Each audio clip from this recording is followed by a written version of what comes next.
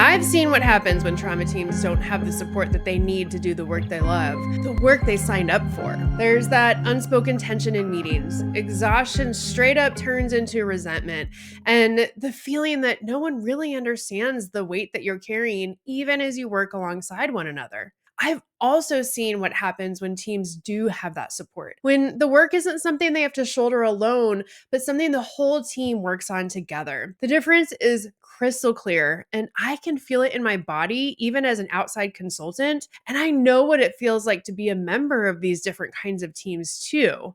Oh, by the way, hi, I'm Jenny Hughes, founder of the Brave Trauma Therapist Collective.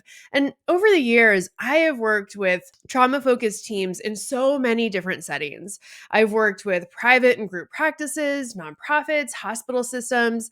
And while every team is truly unique, the challenges are often the same or similar. And one of the biggest lessons that I've learned doing this work is that psychological safety and trust aren't just nice to have in teams, they truly are essential. Without them, burnout takes over and people either shut down or walk away. And that's what we're talking about today. Real lessons from my experience supporting trauma teams. And as a Dare to Lead trained leader, I'm going to talk about what helps teams actually thrive, what holds them back, and what you can take back to your own team today to strengthen the way that you work together. And I really want to be clear, okay? This is not just for therapists who work in big organizations. Even if you're in private practice, you still have a team. It could be your consultation group, your referral network, or your admin support. These lessons apply to any trauma therapist working alongside others. Okay, let's get started. Lesson 1. The teams that last have psychological safety. This is what I just talked about a few moments ago. And when it comes to struggling teams, one of the biggest patterns I've seen is that no one feels safe enough to be honest. People do not ask for help because they don't want to seem weak. They don't bring up problems because they don't want to rock the boat. So instead, they just keep going until they're either too exhausted to function or too frustrated to stay. And I get it. In trauma work, we spend so much time holding space for other people that it really can feel like we have to have it all together. But you and I both know that no one does because we're all human. And in the strongest teams, no one is expected to not be human. I once worked with a team that avoided conflict at all costs. No one talked about the tension, even though everyone could feel it. You could slice through it with a butter knife. But what happens when we don't name what's hard? It does not go away. It just builds. And that's exactly what happened. Small frustrations turned into resentment, back channeling, the meeting after the meeting, and so much finger pointing. Eventually, people just left. And the work didn't break them, the silence did. Okay? I want you to hear that again. The work did not break them, the silence in the team did. So, what does this actually look like in practice to build psychological safety in your team, especially in a field where we're so used to holding it together for everyone else? First, just start small. Build a norm around naming challenges openly, whether in supervision, consultation, or casual check ins. When leaders model this, it changes everything, okay? Also, remember to use a really simple structure for feedback, as simple as what's working, what's not, and what do we need. As Brene Brown says, clear is kind, unclear is unkind. The more clarity a team has, the safer it feels. Moving on to lesson 2, the best teams make debriefing a non-negotiable. So often, trauma teams treat debriefings as optional. Big mistake. When teams don't intentionally and consistently create space to process the work together, all that emotional weight gets stuck. And over time, it's going to take its toll on communication, morale, and on client care. I once worked with a team where debriefing didn't happen because the culture was all about pushing through, buck up, all that stuff. But behind the scenes, therapists were exhausted.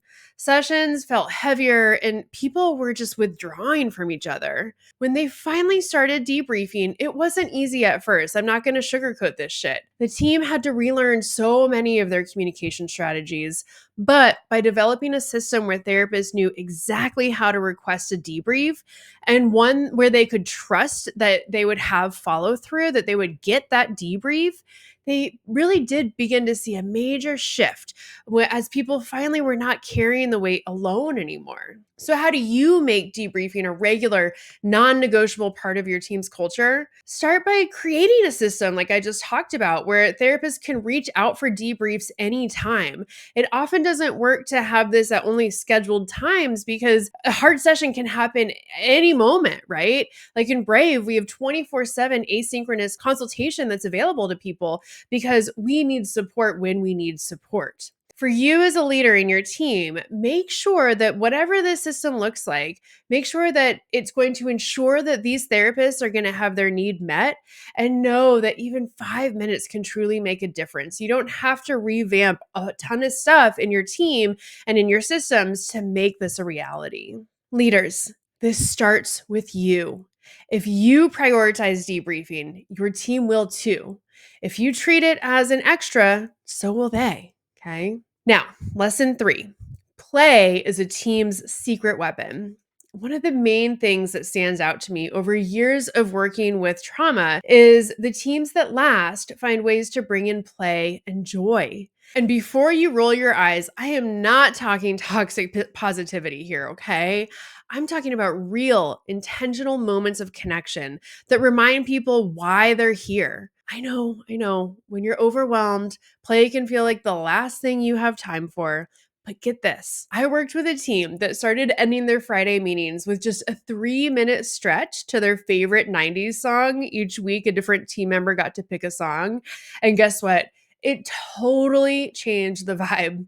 People started looking forward to meetings instead of dreading them. Okay.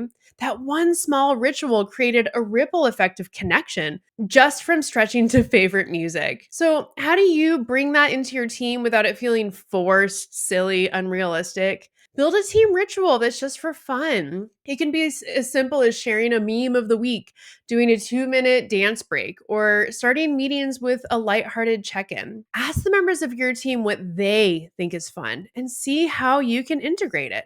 And remember, play is not a distraction from the work. It's what makes the work sustainable. And now, last but not least, lesson 4, leaders set the tone for everything.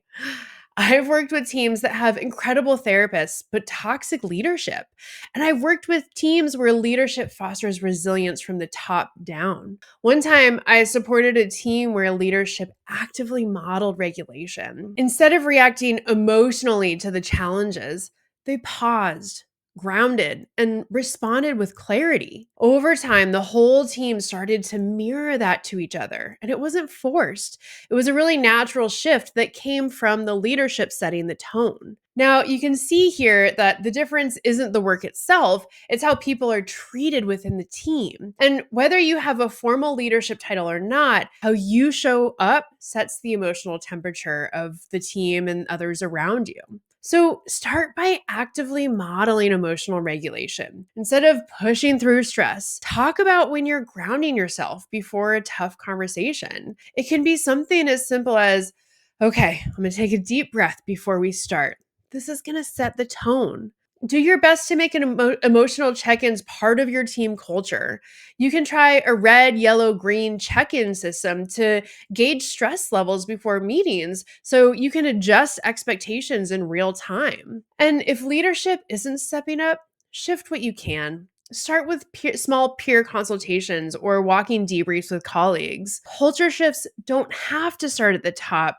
Ideally, they do, but you can also influence these changes no matter what your position. The lessons we've talked about today aren't just theories. I have seen them play out in real teams with real therapists in real workplaces, and they are backed by research. If you're ready to build these practices into your team, Brave is here to help. Inside the Brave Trauma Therapist Collective, we don't just support individual therapists, we support teams that want to build resilience together. And whether it's through training, consultation, or a community that really understands this work, Brave provides the space for teams to strengthen their foundation.